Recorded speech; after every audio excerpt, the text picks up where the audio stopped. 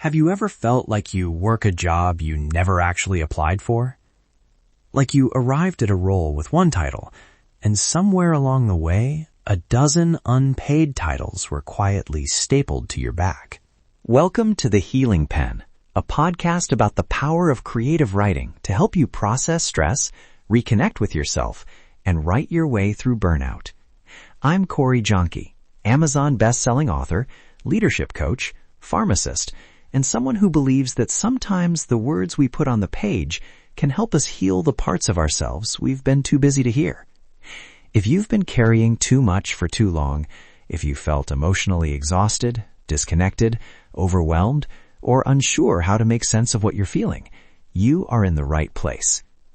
This podcast is a space for reflection, honesty, healing, and hope. Each episode will explore how creative writing can help you slow down, tell the truth, process what hurts, and begin creating a better next chapter. You do not have to be a professional writer. You do not have to have the right words right away. You just have to be willing to begin. So take a breath, grab a pen, and let's start writing our way back to ourselves. This is The Healing Pen. A few years ago, I was working long days and then answering emails late at night. And I remember flipping through my calendar and thinking, when did I become the person who handles everyone else's follow-ups, diffuses every awkward conversation, and takes on last-minute tasks just to keep things moving?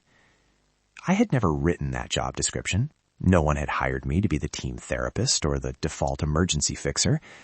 Yet there I was, exhausted and surprised by how many small obligations I carried that hadn't been part of my original role. Naming those tasks felt embarrassing at first, like admitting you've been quietly folding someone else's laundry for months.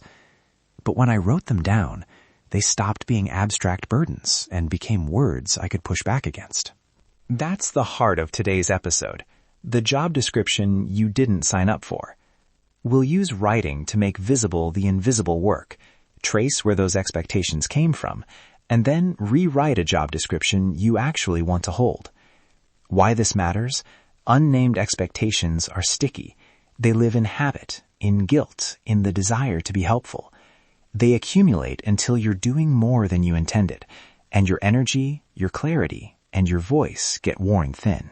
Here's the method I use with clients. It's simple and time-boxed, so you can do it without getting lost in perfection. Step 1. List. Start by listing everything you do that feels like work, both the official duties and the quiet, unasked-for tasks. This is inventory, not judgment. Include the emotional labor, the after-hours messages, the habit of smoothing tensions. Step 2. Source it. For each item, write where that duty seems to have come from. Was it written in your contract, casually asked for by a manager, modeled by a coworker, or simply the way your team has always done it? Noticing origin helps you see which expectations are negotiable. Step 3. Choose. Mark which tasks you want to keep, which you can delegate, which you can say no to, and which need clearer boundaries. Language matters here. When you name responsibilities, you create options. Words move these burdens from invisible forces to things you can respond to. Now the rewrite. Imagine you are writing the job description you actually want. Keep it brief, 2 to 3 lines, and practical. Instead of, I manage scheduling and always handle last-minute requests, try, primary responsibilities include patient counseling and medication safety.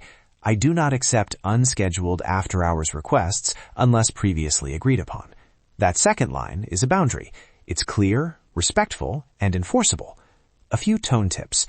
Use neutral, professional language, avoid defensiveness, offer an alternative when possible. For example, I can't take on that now, but I can help prioritize or suggest who can. This gives your team a path forward without defaulting to yes. All right, let's do the time-boxed practice together.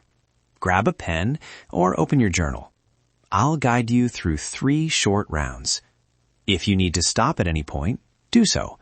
This is for your clarity, not for public performance.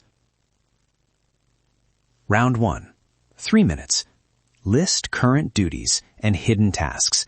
Write everything you're doing for work and the small things that keep coming back: cleaning up others' messages, covering for late colleagues, managing team morale, replying after hours. No filter. Just list.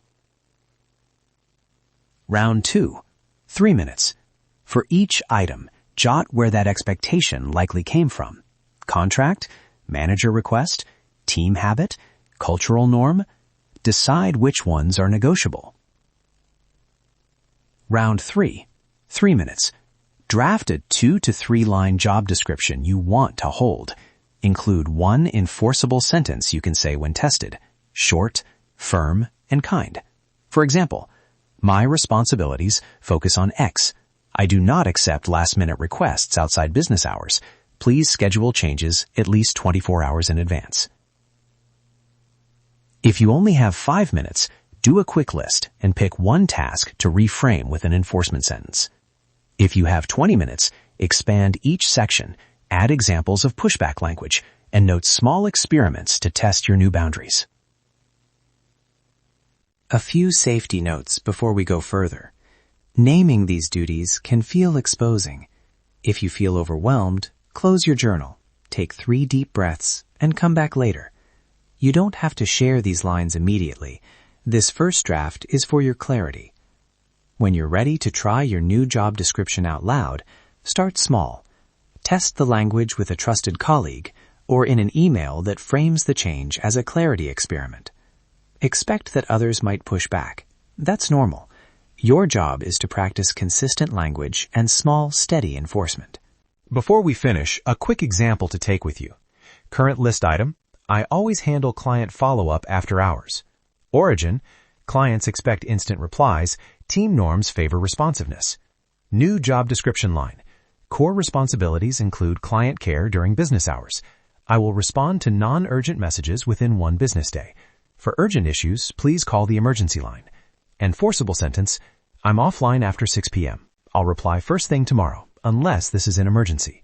Simple, clear, protects your boundary without blame. You do not need perfect words. You just need honest ones. This work is repair-oriented. It gives you language to protect your time, reduce mental load, and reclaim a little more energy each day. Even small changes in wording can shift how other people treat your time. If you found this helpful, I've put a downloadable job description worksheet on CoreyYonkey.com to guide the 3 rounds we did today. Visit the show notes or head to CoreyYonkey.com to download it, print it, and use it in your next reflection. If you want a better life, you have to write yourself a better story. Thanks for spending this time with me on the Healing Pen. Before you go, here's your reminder. You do not have to have everything figured out to begin healing. Sometimes clarity comes after the writing, not before it. If today's episode gave you something to think about, something to feel, or something to write about, I hope you'll subscribe, share the show with someone who needs it, and leave a review. That helps more people discover this space and begin their own journey back to themselves. And if you're ready for deeper support, more writing prompts, or tools to help you move from burnout to breakthrough, visit CoreyJonkey.com to learn more. Until next time, take a breath, pick up the pen, and trust that even a few honest words can begin to change the story. I'll see you next time on The Healing Pen.